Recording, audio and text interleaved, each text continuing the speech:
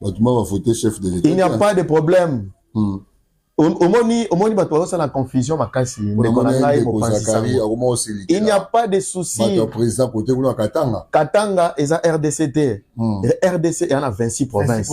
Mais sur les 26 provinces, Tshisekedi a frappé dans près de 24 provinces. De sentir, parce que tout le résultat, il y a présidentiel, et ça qui résultat, qui entaché na tricherie mon côté. Parce que j'apprends les gens qui disent n'importe quoi après que CENI a publié un résultat provisoire. Non, l'élection est salée qui m'a bé. Il y a eu d'irrégularité. Mais irrégularité est dans le monde entier. Élection est une œuvre humaine. Il n'y a que Dieu seul qui peut faire quelque chose sans imperfection.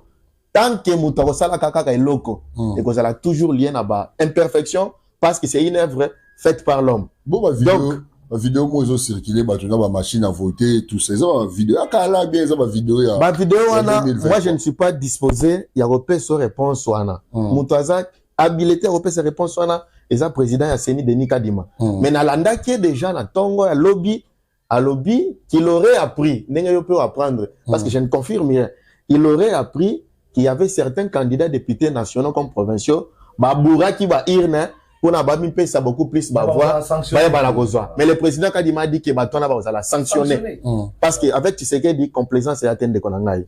Quand vous nous voyez, nous, la jeune, s'arranger derrière ces messieurs, parce qu'on a senti que Fachi a la maman la vision pour le développement à Mboko.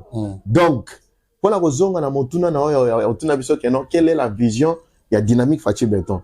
Quels sont vos objectifs? Quels sont vos objectifs? Ma projet d'avenir. Ma objectif, la biso dynamique Fachi Béton, et ça d'abord, il y a quoi accompagner, peut soutenir, ma action, il y a chef de l'État. Biso, toi, bah, le liste était. Toi, bateau, tu as ma classe à Mouké. Toi, bateau, quand nous nous rangeons derrière quelqu'un, parce que tu sens que non, Félix Antoine Tshisekedi, c'est un visionnaire pour ce pays. Donc, tu peux battre, tu peux mouiller maillot durant ce deuxième quinquennat pour que tu divulgues, tu vendre ma action, ma réalisation chef de l'État. Parce que Eza Meke, si on a bandit que Tanga Makambasali dira son premier quinquennat, là. Donc, dynamique Fachi Béton, Azako s'est rangé derrière cette grande vision, comme au Konziamboka, Azo porté pour la population Congo.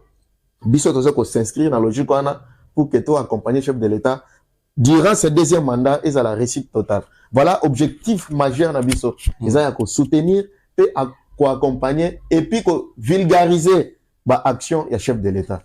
Merci président Jean-Paul Roubaksa. La Roubaksa na mutuna otuni cordon adjoint au lobby makamba bien. Maintenant Roubaksa au lobby mukekaka. Mambo élection tozonga wana lobby Katanga boy. Oui, que c'est la première fois depuis que Botama, mon président va voter dans Kinshasa, va te bélir. Capital, ce capital ennemi déjà. Oh papa, Moussa Sili, ce capital ennemi on est bandimi Fachi Béton. Na Kinshasa, va voter massivement plus 90%. Il y a population na Kin va voter président niveau au Salade. Il y a un moni va voter calmement. Pour ceux d'ailleurs que nous on a Kinshasa déjà mon va tractation mais calme l'équipe bien.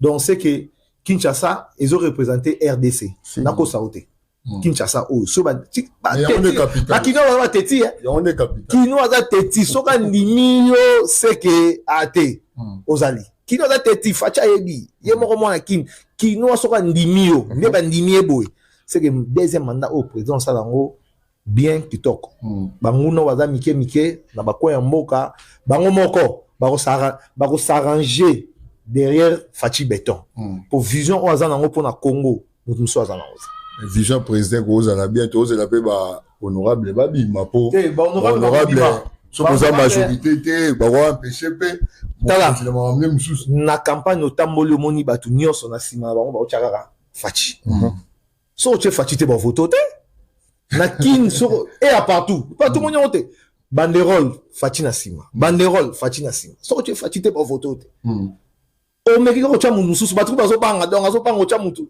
a combien indépendant parce que moi était so ba cheka mutu ne boy ba voter lisusu si donc tous la majoritairement élu l'assemblée on monyo tu attends à 80% de députés. Il y a les abonnés permettre chef de l'État. Permettre biso tout ça, ça bien, tout ça, réalisation, tout ça, qui était la première quinquennat, la biso, tout ça, on a deuxième quinquennat.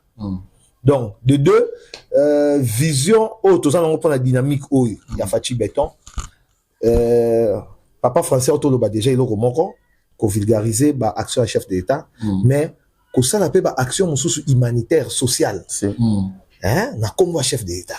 Pour chef de l'État, a recommandé la place, sauté. Mais biso dynamique, na moi, cotisation, na biso. Na moi, tout ça, ça, tout ça. Surtout, c'est totali babola. Totali babola. Dernièrement, total, maman, tu fais tellement maman, maman veuve. Maman veuve, tu dis qu'il na bango, tu sais pas qu'il na bango, na comme chef de l'État, tu sais bango, chef de l'État, royauté. Biso, tu tambola, ba place, oh, là, reculer, moi, c'est, couper ça, moi, oh, tu en haut, moi, l'osso, moi, sucre, moi, kouliana bango, ba, orphelinat, tu tambola. Donc, à part, qu'on vulgariser, tout ça peut être action sociale. Action sociale, on a, na combo ya dynamique Fachi Béton donc na combo chef d'État mais chef d'État recommandé tout ça on peut en propre moyen na biso dynamique ça quand na Kinshasa bien évoluer na Congo mobile il faut évoluer il faut qu'il y ait des Katanga il faut qu'il y ait des Congo central il faut qu'il y ait des il faut pour battre chef d'État battre chef d'État ezo senga chef d'État to utikeka musala ye morote biso photo sungarae na action amike to kei place boye to moni place au boye moi pont moi mai moi nyezo bimate forage to sali moi place au boye ndenge to sali nyoso to nezo matsa kota chef de l'État donc na sens wana dynamique yango eye penza pour quinquennat oyo au sentir pendant moto ekopela merci beaucoup soki au pesa neti mo conseil pour na administration oyo travailler nango na deuxième mandat na et lo odi no koyebisa chef de l'État bon chef de l'État et ça le baki yango yemokota abi tout cohésion nationale to benga mutute batu nyonso to zamango posa oh yoke comme rebelle yaka papa yaka tika ko ba pamba kuna o ngai na komi côté kuna bokomona ba intimidation yaka to sangana chef d'État abi déjà cohésion abi tout a ça la cohésion nationale donc o nyonso za musika déjà il le déjà c'est trop fort na moko de l'euro ba souté autant abi cohésion ezaloza opposant ezala au komi rebelle yaka ada papa usagi mabe yaka trop bongisa to vanda to tala wa place simagité pour photo benga bangu na est bazo kanga progression ya émergence ya RDC donc faut chef d'état na abi cohésion to benga bangu nyos ba ya to vanda to l'euro déjà ya ngwa bien mutuya cohésion nationale donc cohésion nationale mais Fouboué Bappé na kati ya bato belé chef de l'État travailler avant tout moni ba zoki ni sur l'État ba zui ba mbongo do ba biloko wana tout na éviter cordon conseil groupe c'est na chef de l'État pour na deuxième mandat na touro ndeko nanga mopanzi sango avant na koma na question na tika na zonga muke na makamba ba député beta kiawa ya majorité na parlement bandeko ba Holanda biso ils sont d'accord avec moi que soki Fachi Béton azoki moi kokoso na premier mandat les a dit effectivement na ba mauvaise intention à ba député autre travail na bango na législature 2018 qui 2023 yango monaki son excellence Félix Antoine Tshisekedi a martelé beaucoup plus pour que Congolais a renouvelé confiance et puis a voté massivement pour la député au ba osungae pour à travailler na bango parce que constitution na biso et pesi ningisa te na chef de l'État a kamata la décision totalement yemoko yango nga na kosenga boye na son excellence monsieur le président de la République nous ne voudrions plus il y a ba député moko boye passif dans l'Assemblée nationale musalaka ya qui sont pour qui sont contre na suka abendi moi 21 000 nae encore ba bi ke Fachi a moi na kin a mutema boboto ako doter ba on na ba nouvelle jeep azu na écart nae avandi asala le logote. Nous ne voulons plus de ce genre de députés dans la législature 2024-2028. Pourquoi je dis ça, Mopanzi Sango? Vous savez qu'il y a des députés dans Mboko.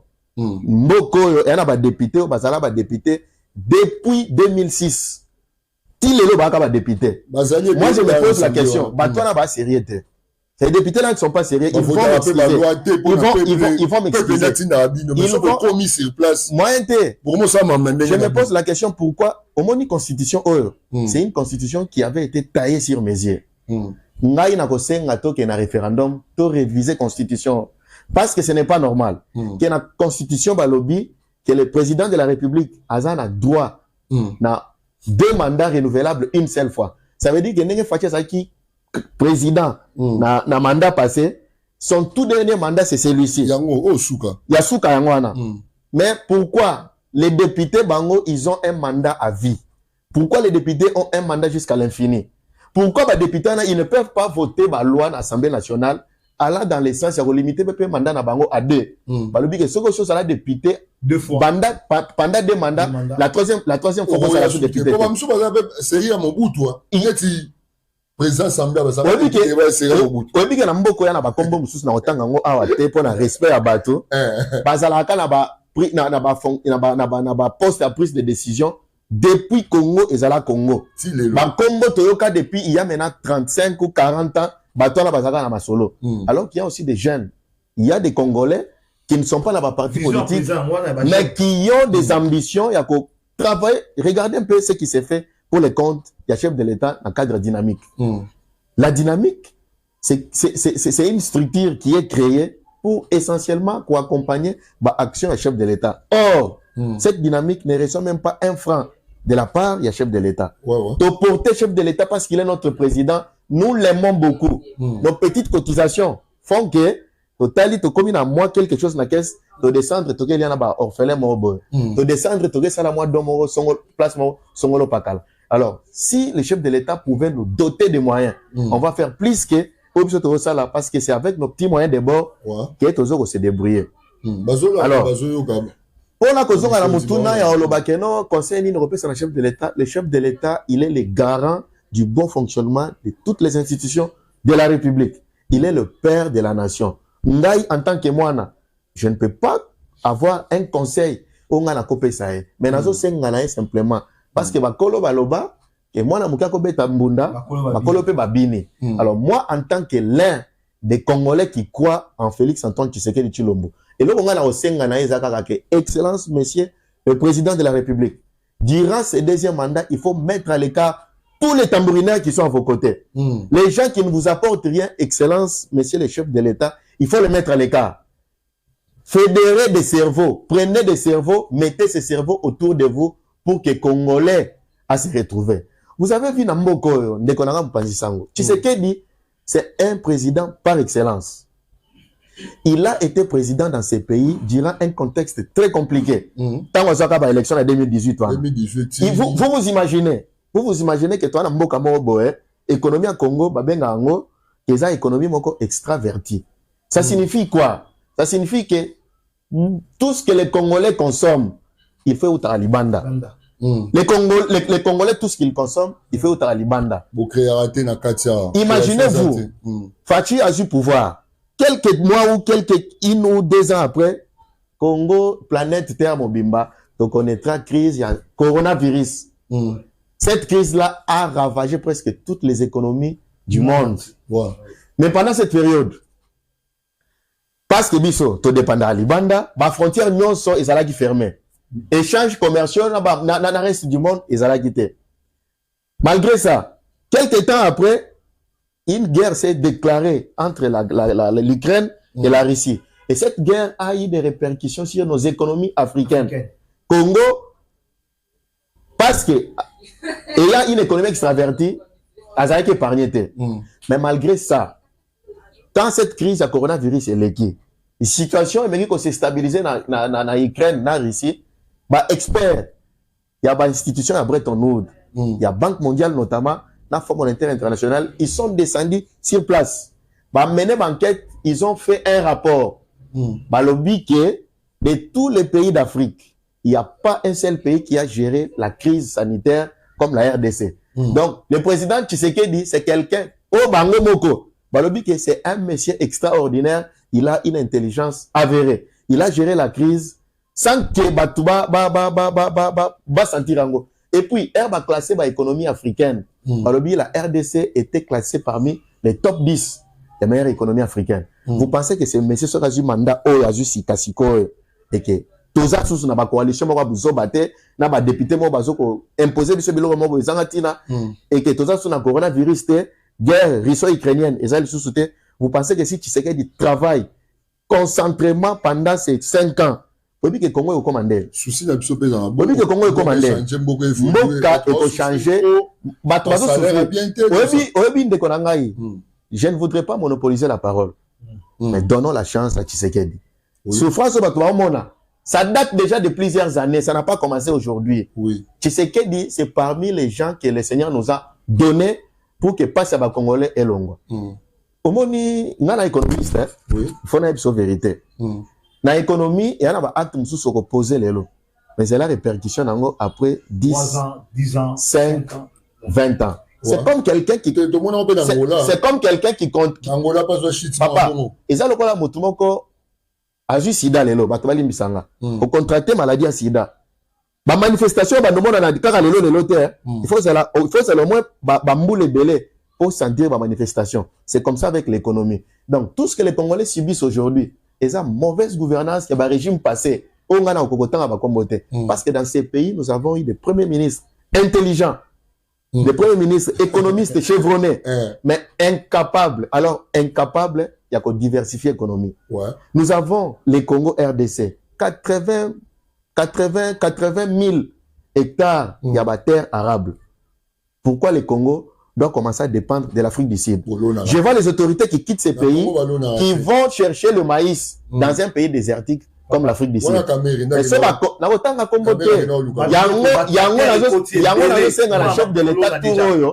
Il faut qu'il mette à l'écart tous les gens qui viennent vers lui avec des discours improductifs. Il y a des gens, il y a des Congolais capables dans Mboko qui peuvent être aux côtés du chef de l'État, pèser coup de pouce, Congolais pas ce qui. Donc, le seul conseil que moi je peux donner au chef de l'État, c'est de mettre à l'écart tous les aventuriers qui ne viennent que pour na bango. Or, Tshisekedi azawana pour na libumuna mon côté. Tshisekedi azawana pour na libumuna na pour na mabuma ba Congolais nyonso. Exemple, tomoni yango na beti tour na hôpital na mama emo. Ngana bungi. Tomoni exemple wana na ba 9e G à francophonie. Na koti na stade Tata Raphaël, je me dis, naza na Dubaï ou bien na Kin. Na ken na stade de Martyrs, je me pose la question. Je suis à Dubaï ou je suis à Kin. Donc, Tshisekedi, les gens qui parlent du social, balingi kaka fachi, ayela bango biloko, nasani déjà préparé. Mais ils ne savent pas que le social, c'est aussi la construction des routes. Fachi a tongi banzela dira ses mandats na nenga liboma. Il n'y a pas de développement sans route. Sauf qui Fachi a tongi libiso encore pour ce deuxième mandat. Banzela ou ils ont relié ba province. Nzala na Congo, nzala na Kinshasa, nzala na ba province et aussi là. Donc, que tous les Congolais qui ont voté pour le chef de l'État, Pesibino encore, merci beaucoup. Même pour ces Congolais-là qui n'ont pas voté pour le chef de l'État, il est le président de 2 345 000 km², il y a RDC. Azam Okonziamboka, il y a Congo tout entier, Mokako Swanae. Félicitations encore une fois, et bonne chance et fructueux mandat 2024. Bon, comme je suis aussi, c'est un président. Moi, message pour les opposants. Bon, il y a un problème. Question est abouée. Moi, message pour les opposants, pour avoir des élections qui est bien été. Si ça va la question, quel est le vrai problème? Il y a RDC jusqu'à présent, il y a 2024, tout le monde a peine qui Maramouizara, moins bilinga. Tout le monde a présent, moi aussi ça. Ça va. Oui, autour de Bamarambu, il y a social, il y a Congolais. Oui, pas sûr le président Félix Antoine Tshisekedi a en pour la social, il y a Congolais. Franchement. Azola Laté. Pour un message à papa, papa le bail le peuple d'abord. Ayebi que dollar est à Romata. Ayebi que biloko et mati. Ayebi que panier de ménagère, il y a Congolais. Ndenge zalaka. Ils en ont Ayebi. Donc, deuxième mandat, au monde a yomoro musale ko banda bien peu au monde a ba réaction na marché au sentir que dollar est kita au monde a peu que évolution est bien. Pour Ayebi, azan souci ko kam mutu o azan souci ko kam koleka Félix Antoine Tshisekedi dazati. Jamais. Biso to solo ba mais yena zo gérer. Ayebi que a ozo simbate. Ada kinwa. Ayebi que kuna na est zo simbate. Kuna na Équateur, zela ona basala ki amote. Kuna Ayebi. Au monde a réalisation la deuxième quinquennat où nyonso ekosala. Wana ya liboso. Donc, Nazo a assuré le peuple congolais, que son excellence, le président de la République, Félix Antoine Tshisekedi, a pour ça, à tabatunyo sauté. Au moins, pour en ça, soyez moroté. Oui. À Rosala, Oya, Moutounous Baroya, à Sali. Mais il y a au moins, une grande partie, à repère sa biso déjà élan. Et là, on a repère sa biso aux gens à souci. Oui. Pour ton dimanche, toqué moi, papa. J'ai à francophonie, ça, on a bas salonné, ça a raté. Hein?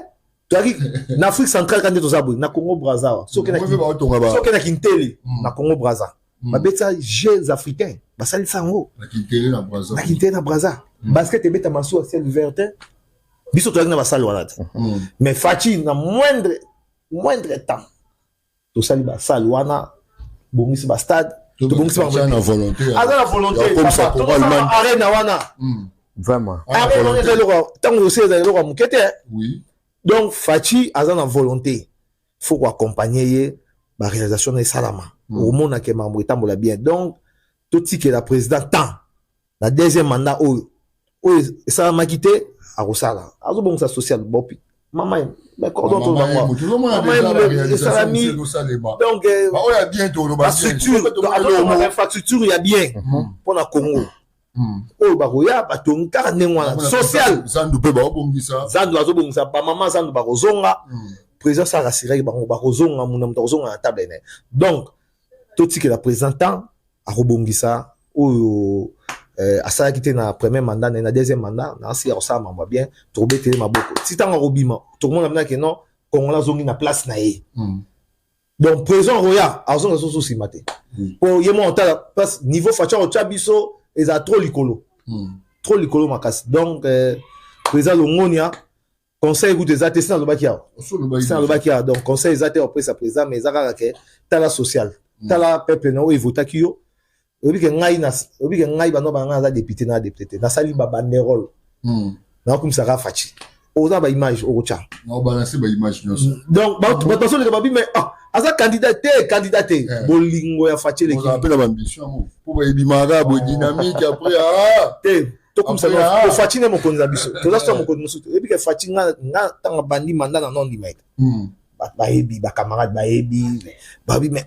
yo ndima mutu ngabi nazo mona na nte babloka kiye bakanga kiye catch kuto wana mona lobby président assemblée boy babloka kiye catch ba signé boy nazo mona banda ko mona te na kolanda président ndengeni te na se retire non na non na musika mais to na moni ouverture na moni mabakambo ngabi mais muto so otikeli ye penza temps mais somo kitoko mais na to mona ke mamogo na francophonie ba liboso na mona biloko na francophonie na Congo tout le monde a bilili otamoli place so ke mona mais fikin ba bongisa papa ba réalisation pena e mona volonté zali ni bindete na safa fachipo mboka faut avancer moi président na maele ayebi bato bandaki na mo teke nambu bazali ayebi biloko wana donc to pe sa président chance na mandat o ezoya Congola s'est retrouvé diaspora s'est retrouvé misala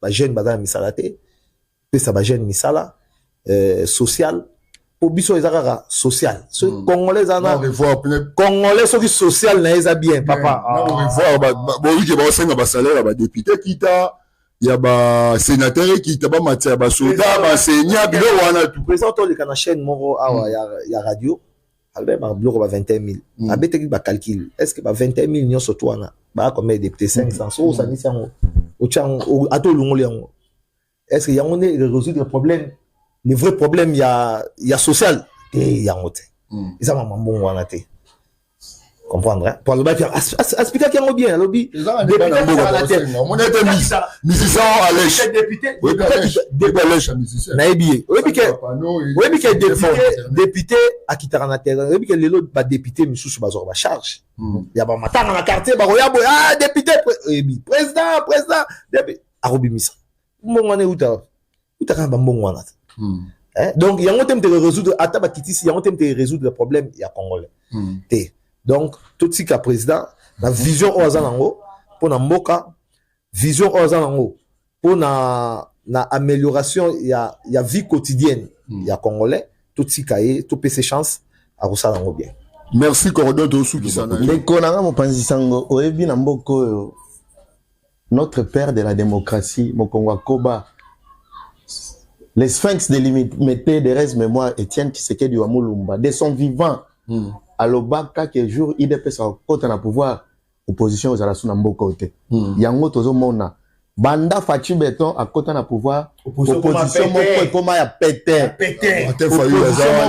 Denis Mukwege, Moïse Katumbi, opposition ya pété ya bato Moïse Katumbi, opposition ya ba patron papa Tata Pogno, yokana bisayo opposition ya bato la marche na ba chaussure omona mutazo kende marche na bien costume mutazo sala marche banda awa latéral banti asali moi distance à 100 mètres marche katani mutazo kende marche na bien chaussure à mystique na bien costume à mystique wana ba opposant mais Martin papa Fayou trop soki balingi batuna biso omoni biso toyebi biso tobetama na mboka oyo banyata biso bafimbu tokota baprison ya ndenge ya dégâts en opposition tofrola liwa masasi ebeta na miso na biso les gens qui connaissent l'histoire ya bacombattants IDPS ils vous diront que batumbela biso bato basiège ya permanence papa batumbela biso bandeko na siège ya IDPS en 2011 oui mon frère c'est ça l'opposition Tshisekedi banda za na pouvoir les opposants soi-disant opposants ba ça la marche na bango tranquillement bazo ko tina kutu police azo ko sécuriser bango moko Fachi na Pirboul atinda la bango garde républicaine sécuriser moi ces gens. Donc, bazo ça là bas marche na bango sans aucun incident. Oui. Ça, ce ne sont pas des opposants. Ceux qui opposants azalaki a solo. Deko. Cordon a bêté le roman propre. Babi awa na Kinshasa soki déjà bandimio c'est fini. Siège à Masolonio c'est ça na Kin. Siège à institution c'est ça na Kinshasa. Mais quand tu as vu token à élection, près de 99% ya ba Kino va voter pour le chef de l'État. Ça c'est un message fort. Mboko opposition azalaki sous soutien. Pas Gumbaga Maboko Batala Tshisekedi Nengo transformer Mboko en Allemagne d'Afrique durant ses premiers quinquennats. Tshisekedi il a un bilan largement positif. C'est grâce à Fachi. Est-ce que vous avez Mboko quand la même constitution a vraiment bataille sur mesure disposition sur la gratuité de l'enseignement ezalaki na kati. Pourquoi on va mettre en application grâce à programme on a gratuité et enseignement de base. Près de 6 millions d'enfants bazongeli de la classe. Près de 6 millions d'enfants bazongeli de la classe.